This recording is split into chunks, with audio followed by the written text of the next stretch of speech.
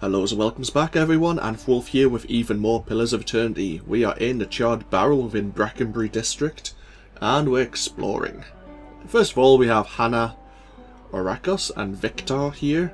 Let's peer into their souls. You see a large group of people gathered in the common area of a large inn, much like this one. This man is standing in the midst of the people engaged in conversation with someone. He is smiling and talking gregariously, moving from person to person with ease. He is able to extract himself from one conversation and insert himself into another without a break in his stride. He kisses the hand of a well-dressed woman, dipping her and then twirling her back into the arms of her escort. And then he moves on to another group, slapping someone on the back while laughing at a joke, and then he goes off again. Sliding between people, hugging someone, shaking hands, he never stops. Finally, he seems to have hit his limit and he excuses himself from the gathering, much to the dismay of everyone there. He smiles and waves as he leaves, making a little bow with a flourish of the hand as he closes the door. Once he is away from the inn and around a corner, he pulls several objects from a concealed pocket in his jacket. He looks at each one in turn, a necklace, a brooch, a couple of coin purses and a small jewel. Smiling, he pours the money into his palm and quickly counts it, still aimlessly wandering the streets. He passes a beggar who drops out a bowl to him, pleading for pittance. The man stops, smiles at the beggar, and then drops all of the coins into his bowl. Then he walks off, whistling happily. I like Victor. He's a thief, but I still like him.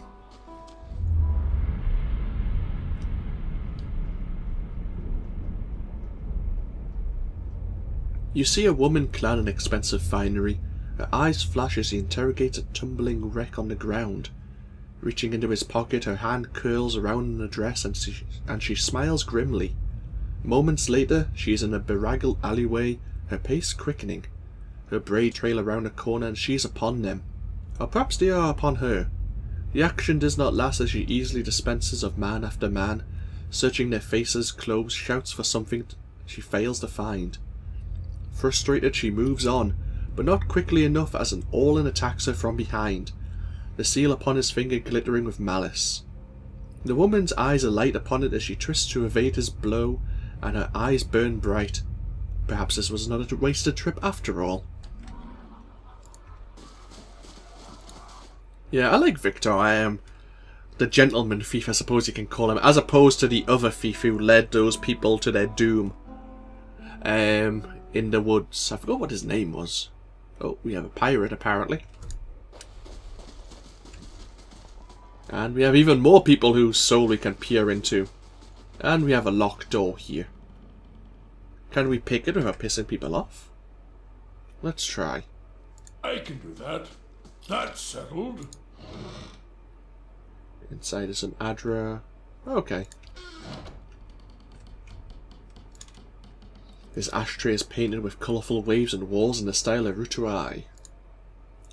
This map of the Deerfoot and Aegland faith appears to predate the discovery of some ruin in the east. It's signed by the cartographer A. Skirian. Oh, okay, so it's the actual owner of this tavern.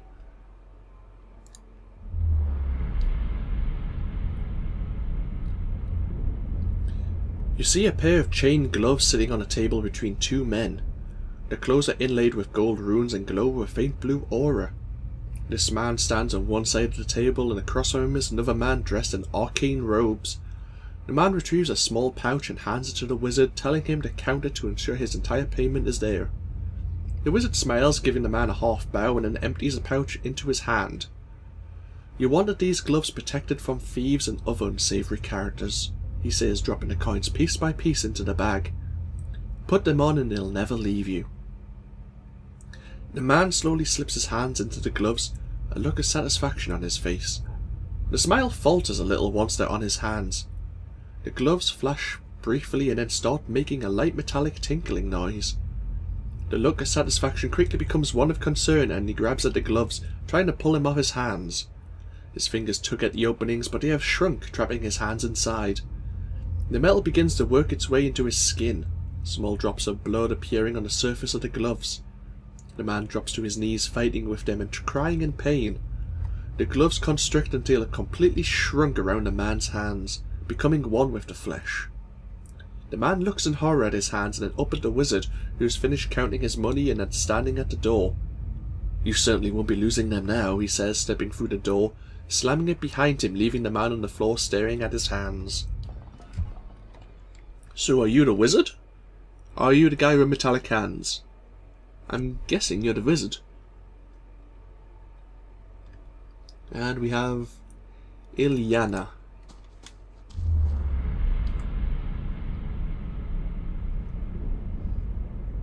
You see a woman sway, her voice floating gloriously above the court, lilting and sweet.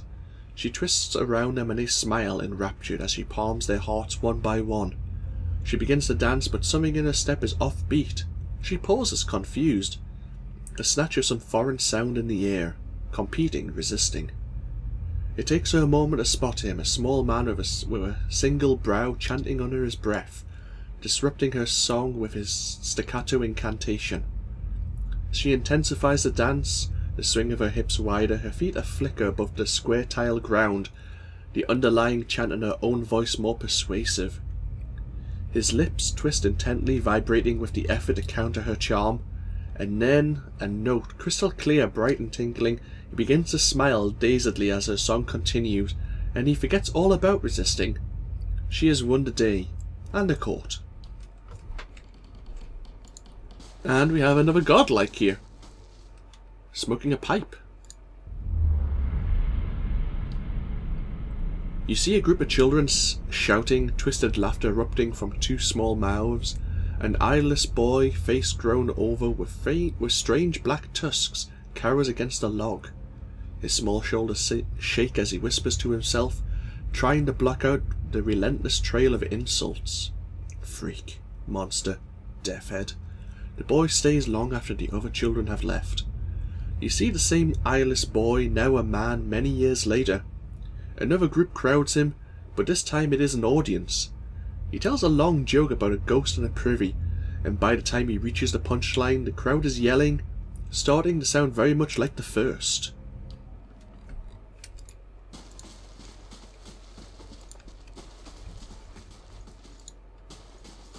So we have is it a lady? Yeah, a lady called Maywif. Not to be confused with Maywald.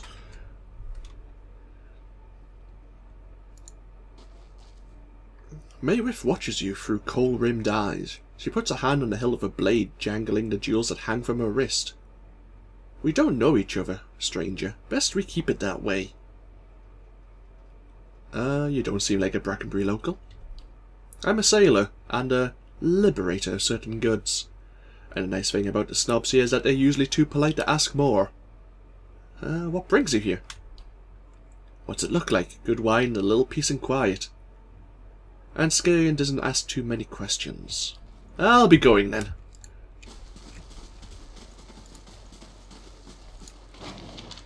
Some more coinage. An ex-metal water jug fashioned from white clay. This map charts routes through the White Marsh.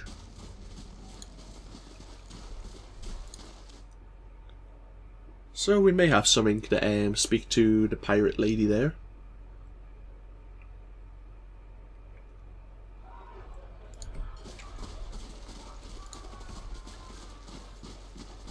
So, take some oil if we wanted, but we'd probably get told off. Let's go down into the cellar, see if there's anyone there we can talk to. There is. Oh, great, bandits. Oh, this could be fun. You're just called a bandit leader, so I imagine we're going to be down here for some reason.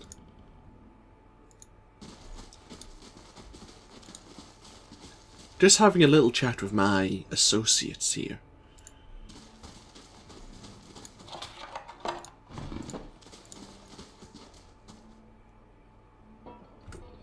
Let's have a quick save.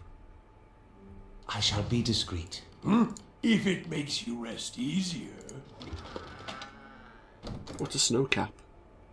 Plus 10 will for 10 minutes, minus 2 perception, minus 2 might, minus 2 intellect. So it gives you a bonus, but after the 10-minute mark it gives you quite a few negatives for a little while after that.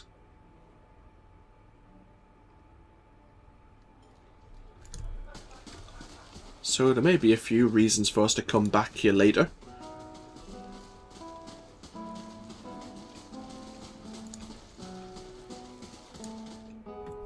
So, where should we go next?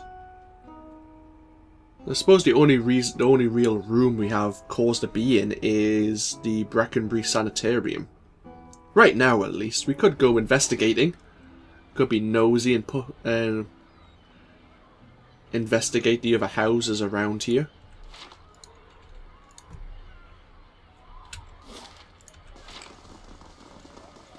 More people out on the streets now. Peddlers showing off their wares.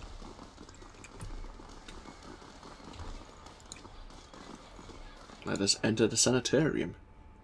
So we have Moedred we may need to keep an eye on here, and we also were told to speak to, I forgot what his name is, but the master or the ruler of the sanitarium. And let's have a look at the map here. We have a downstairs section, but it's not a big area.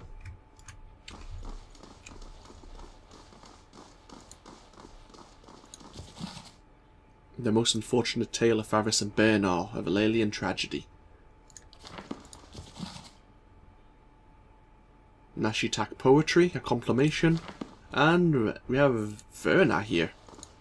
Let us peer into your soul. You sense a strange divide in this woman's soul, an unnatural boundary between two opposed wills. You see the woman pausing by a roadside to hand something to the driver of a stopped wagon. These herbs should help with the party's sickness, she tells him. You can find more along the road, easy to spot with their serrated leaves, but avoid the ones with the green berries. It's a different species. Toxic. He thanks her and offers her coin, but she waves him off, explaining that she's merely doing what her order asks of her. He nods and she heads off down the road, as he begins to hungrily consume the herb. You see the woman searching alongside the road now. The wagon just up the path. You realise you have skipped backwards in her memory. She sets eyes upon a plant with serrated leaves and green berries. She picks several handfuls, tearing the berries off one by one, tossing them to the ground. She nudges them off the path into the brush quickly with her boot, without looking down, as if to hide them from her own sight, before striding back towards the wagon, hands outstretched. Right. Yeah, kind of like... Oh, hello.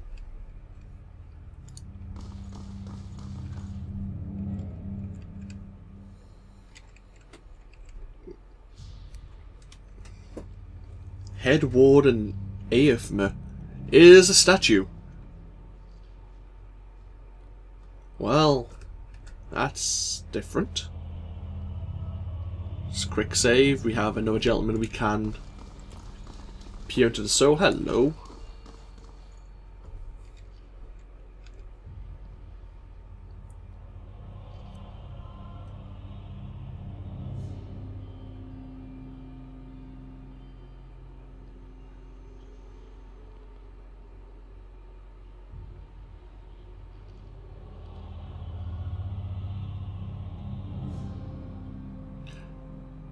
Oswin?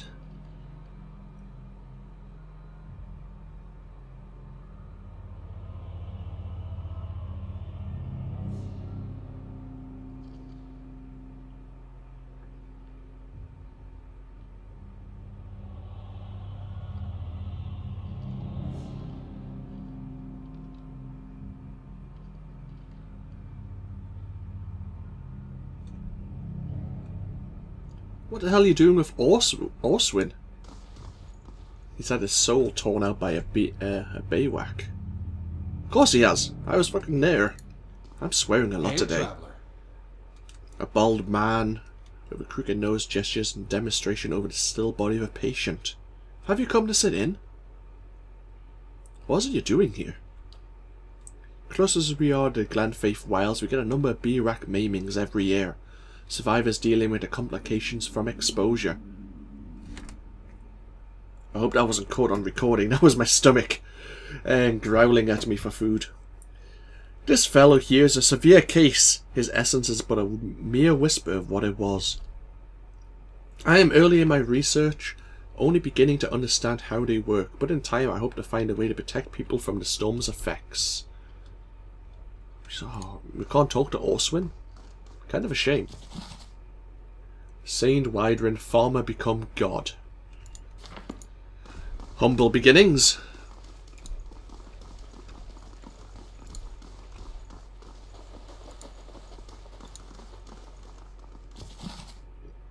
Animancy in the modern age.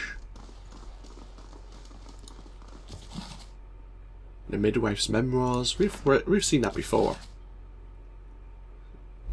Psalm to Woodica. And we have... Is it Armid?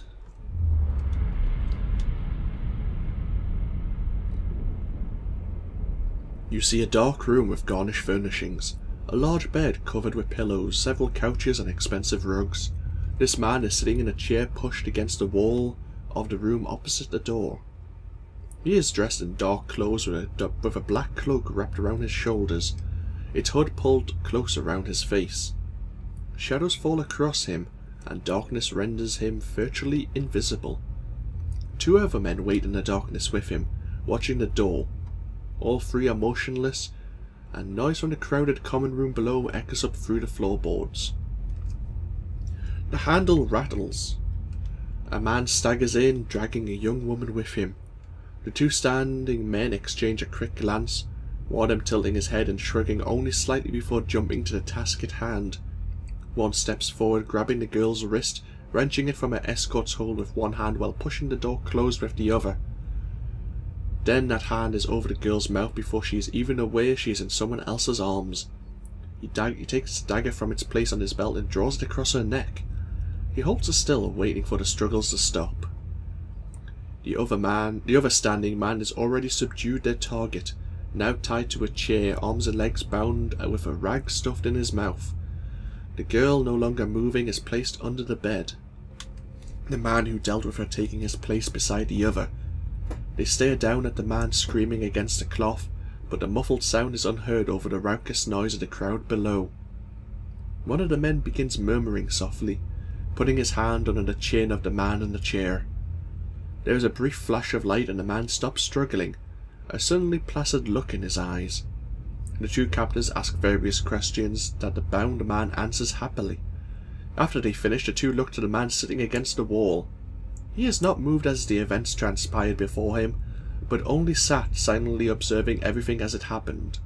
He stands, holding the cloak closed around himself, and nods to the two men. He then walks to the door, opens it only far enough to allow himself to exit, and then leaves them to finish their task. What the hell was that all about?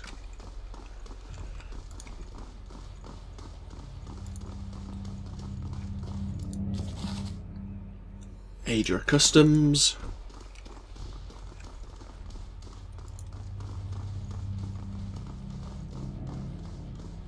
Okay, we can travel downstairs. Let's speak to the head warden first of all. See what we can learn about the sanitarium. A well-maintained statue of a middle-aged man presides over the room, looking down and blinking over the bustle of harried academics pestered by the hopeful desperate. A strong warmth emanates from it, as you can sense from across the room. There's a human soul stored within the stonework. You feel its attention turned towards you. It has been a long time since a watcher graced these halls. I am envious of your natural insights, traveller. I can only imagine how it might have helped my work in life. Now, what has brought you to my sanitarium? I'm looking for an animancer named Moedred. Moedred? Of course, you'll find him downstairs in the first room on the right. How is it that you've come to be in your present state? In the statue, you mean? Well, I was old, and it seemed wrong to me. A lifetime spent in pursuit of discovery, only to lose it all in death. Somewhere, someday, I would wake up in a new body none the wiser, and pursue a different course entirely. All that experience wasted. If we are ever to unearth the principles behind our existence, it will be in spite of our condition. Of that I'm quite sure. To live on as part of something I helped build seemed to me a better legacy than what nature had in store. The transfer itself was quite simple as our techniques go, and for that I am grateful. Playing with souls is far easier to accept when they are not your own. I do miss being able to take on an active role in the scholarly efforts here. Now and again one of our animancers will humour me and consult over some problem, but they are a jealous breed, and they are too often afraid to collaborate. If you're considering it yourself, I can tell you that it isn't for the easily bored. What can you tell me about the sanitarium? A history lesson? This is a rare pleasure. Most come here only concerned with cheating death in one way or another. We are an old institution as Deerwood goes. This is our 94th year. As with many cities, the growth of Defiance Bay brought with it a host of problems. One of the worst was those born with, shall we say, ill-favoured souls came to populate its streets in droves. First the sanitarium. Brackenbury was a natural fit. It was growing, but there was also a lot of money here back then. This place owes its survival to the curiosities of the wealthy more than anything, I think. Our founding came at a time with great suspicion in animancy, much like today. So much progress has been lost in the mishaps of a few careless practitioners. But in time it was forgotten, as all things are. Since then we have been at the forefront of animancy's resurgence. We have played host to many gifted researchers and pushed the boundaries of our knowledge in ways never thought possible. Some of the first safe transferences were done here, and we have pioneered work in soul purification, lineage analysis, preservation. It's really quite a list, if you'd pardon my pride. Today well, I can't say it's the same. There have been some push to shut us down. It comes from Deerwood's more excitable denizens, whose minds are more passionate than thoughtful, I'm afraid. People see this legacy and they see how it involves something they don't understand, so it's natural for them to suspect people whose understanding exceeds theirs. It looks to them like we're hiding something. We have a representative in the palace this very moment defending the entire science of animancy at a hearing before the Duke, absurd as it sounds. If it does not go well, it could be the end of animancy in Deerwood. I fear Avon may be swayed by all this unrest, and irrational though it may be. We shall see. Interesting. And we've learned that Moedred is downstairs. First door on the right.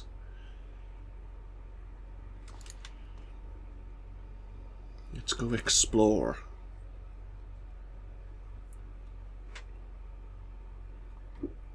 Have a sip of tea while we're loading.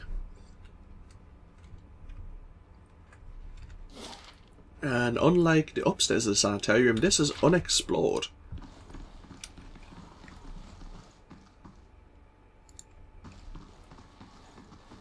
And I'm hearing whispers.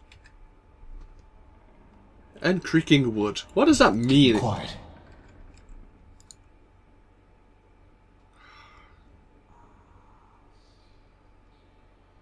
I'm hearing these whispers. Don't make me think I haven't. And here's Moedred.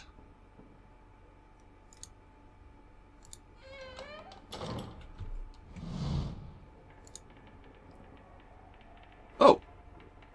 In a corner of Moedred's lab rests a large weathered trunk. It seems likely to contain something important, if only by virtue of its size. Let's leave it alone. Actually, we can. It's not red. Of course, Moedred might object after the event's over.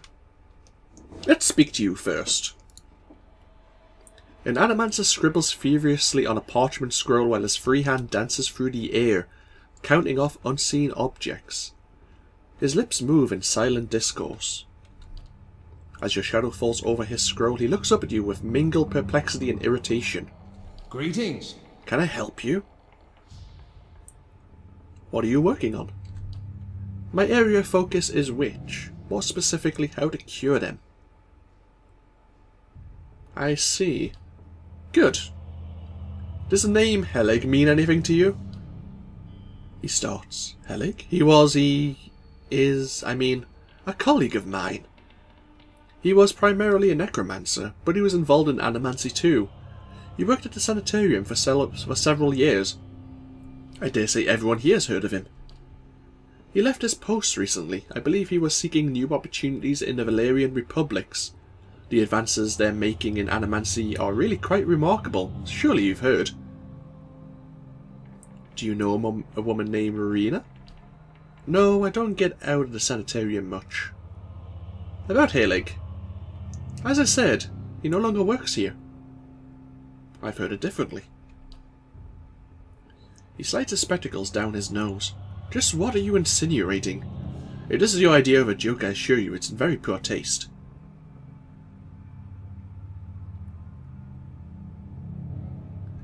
So you didn't sink a blade into his chest and dump it into the catacombs? He'll be relieved to hear it. How could... Very well, yes, I killed him. I killed that beast because no one else had the spine for it. He was a madman. Years of perverse experiments, twisting healthy souls, torturing damaged souls, and for what?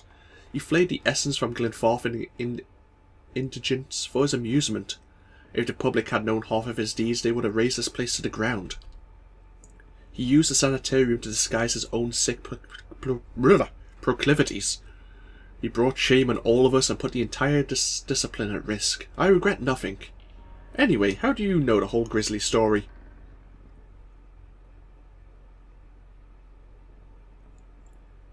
Helig said you stole a grimoire from him.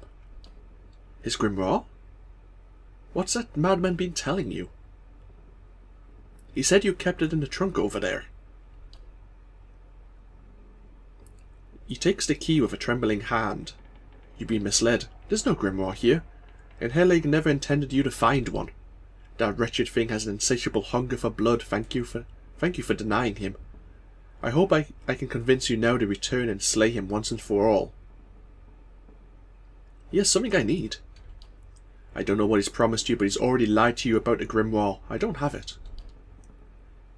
If what I've told you about that evil, deceitful man hasn't swayed you, I don't know what else to say. Trust him at your own peril.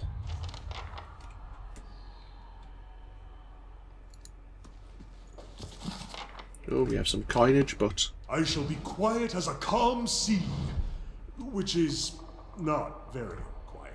Let's see what the quest says now. Moedred confessed to killing Helig, but he also explained that Helig was a vile, dangerous man.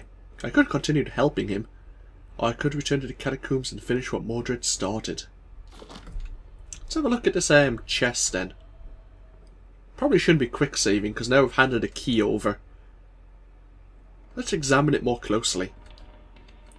Nothing grabs your attention except for the large padlock at the front. Yeah, you'll need to find the key. There, we handed the key over. Oh well. Who's to say who's lying and who's not? Moedred could be the one at fault here. Hello. You're dressed quite, brightly. Who are you? Bella Sieg. Welcome.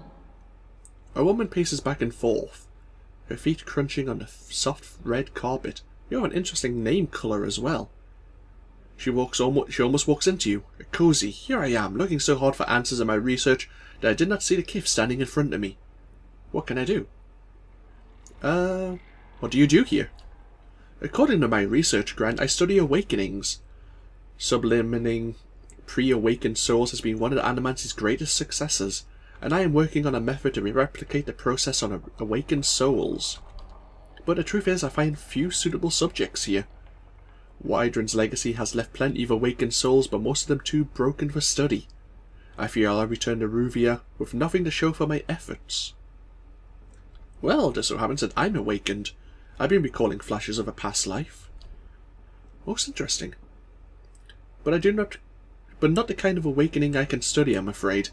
I need someone whose awakened soul can be triggered with predictable stimuli. Souls such as these tend to manifest as alternate personalities within the host. But I thank you for the offer. Something else you need? No. Goodbye. Got a cage in your room.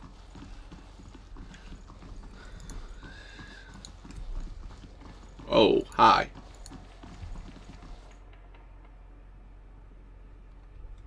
Can we get in here? Let's quick save and talk to the guards. Sometimes we get people in here trying to make trouble for the animancers. You need the proper key.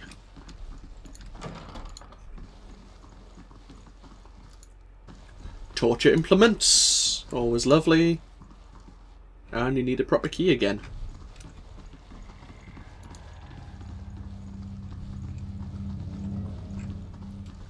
Okay. We'll double time it out of the sanitarium. There's a couple of rooms there of interest, but we can't gain access to them. So now we have a decision. We could go back and kill Moedred. To be honest, I'd probably take his version of events a bit more likely than Helig's, who has already killed quite a few adventurers, it seems. I'm quite happy to go back to the catacombs now and basically kill him. I'm quite sure what a revenant's in that room is going to be ruined. As is, I will end this episode here, and when I come back, we will head back to Copper Lane to head into the catacombs, and then we'll see how that event triggers, how it goes. So, this has been AnthWolf, and I hope you've all enjoyed as always, and I hope you've all take care, and I'll see you for more Pillars of Eternity in the next video. Bye bye now.